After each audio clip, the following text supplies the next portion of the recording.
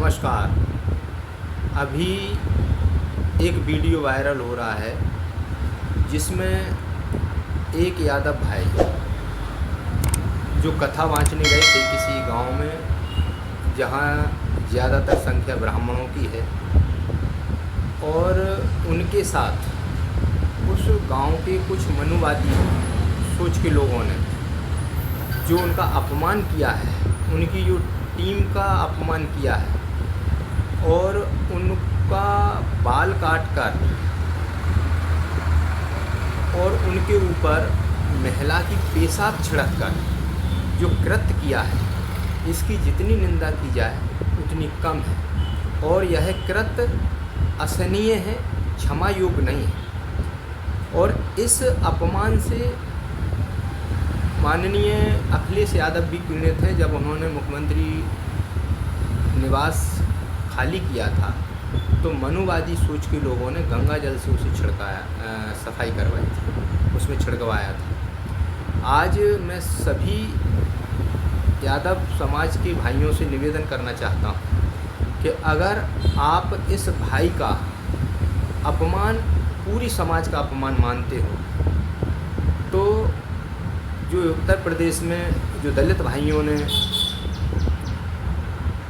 जो बदला लिया था कि आपने हमारी बाबा साहब की यात्रा नहीं निकलने दी तो हम आपकी कलश यात्रा नहीं निकलने देंगे। इसी तरह से अगर आप भी जाग जाओ कि आपने हमारे भाई की कथा नहीं होने दी, अब हमारे क्षेत्रों में जहाँ जहाँ हम लोग हैं वहाँ इनकी भी कथा नहीं होनी चाहिए। और ना ही आप अपनी माता बहनों को और ना खुद इनका आर्थिक सहयोग करें, ना ही अपनी माता बहनों को कथा सुनने जाने दें, क्योंकि आपके ही पैसे से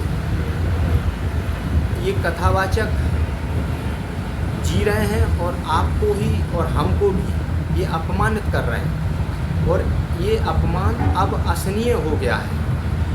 आप ये देखिए कि एक अंधा भद्राचार कथा कह सकता है, लेकिन एक अंधा कठेरिया ढोलक नहीं बजा सकता, क्योंकि वो कठेरिया समाज से है। और एक अनपढ़ जाहिल धीरेन्द्र शास्त्री और जितने भी कथावाचक हैं, रामभद्राचार्य और जो भी हैं, ये कथा कह सकते हैं, पढ़े लिखे नहीं हैं। लेकिन हमारे जो यादव जी हैं, ये तो टीचर भी रहे हैं, ये कथा नहीं कह सकते क्योंकि ये जो है यादव है और इनके अनुसार ये शूद्र है, ये नीच है, इसलिए ये कथा नहीं कह सकते।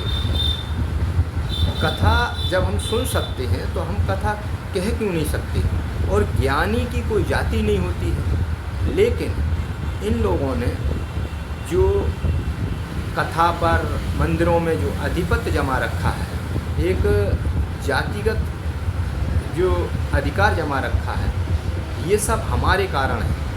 ना ही हम इनके कथाओं में जाएं, ना ही इनकी आर्थिक मदद करें, ना ही इनको अपने घर बुलाएं, तो ये जो है हमारा अपमान कभी नहीं कर सकते।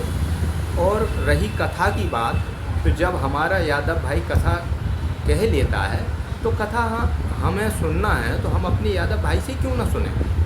अपने ही भाई से कथा कराओ, अपने ही भाई से कथा सुनो। इसलिए आज 2-3 जो घटनाएं हैं, जिसमें एक ब्राह्मण वो एक आदिवासी के ऊपर पेशाब कर रहा है, एक लोगों को वो घास खिला रहे हैं, उनका कितना जो है जलील कर रहे हैं, और ये मतलब इतना जघन्य अपराध जिसकी जितनी निंदा की जाए उतना वो कम है। मतलब आपने उस व्यक्ति को भरे समाज इसलिए अपमानित किया कि वो यादव है जाति से, उसके बाल काट दिए, उसके मान सम्मान के साथ छेड़खानी की गई। और हद तो जब हो गई जब आप एक महिला का पेशाब उस पर छिड़कते हो और कहते हो कि अब जाओ, अब तुम पवित्र हो गए। मतलब तुम्हारा पेशाब, तुम्हारी गंदगी इतनी शुद्ध है कि हम लोग पवित्र हो गए, हम लोग इसलिए मैं आप सभी से यादव भाइयों से निवेदन करना चाहता हूँ कि आप गांव-गांव दलित भाइयों को अपना भाई समझो। जाति प्रथा हमने नहीं बनाई। यादव जी, अखिलेश यादव जी भी कह रहे हैं कि जाति प्रथा हमने नहीं बनाई, ये तो मनु जो आया था उसने बनाई। तो जाति प्रथा से हम भी पीड़ित हैं, आप भी पीड़ित हैं, और क्यों ना हम और आप भाईचारे से रहें और एक होकर इस देश के लिए शिक्षा में योगदान दें और घर घर जाकर ये जाति भेद हम ही इसे मिटाएं। क्योंकि ये जातिवाद जो कलंक है, जातिवाद जो कैंसर है, ये हमको और आपको भेदभाव में बांट रहा है और कहीं ना कहीं हमें और आपको कमज़ोर कर रहा है, जिसका ये जो कथावाचक हैं, ये जो मनुवादी सोच के लोग हैं, ये इसका लाभ ले रहे हैं। आप अगर मेरी बातों से सहमत हैं तो आप वीडियो को लाइक करें, सब्सक्राइब करें और सबसे ज़्यादा आप अपने घरों में अंबेडकर साहब की मूर्ति लगाओ, भगवान बुद्ध की मूर्ति लगाओ, जो समानता की बात करते हैं, जो शिक्षा की बात करते हैं, जो आपको इंसान से इंसान बनाने की बात करते हैं। जय हिंद, जय भारत।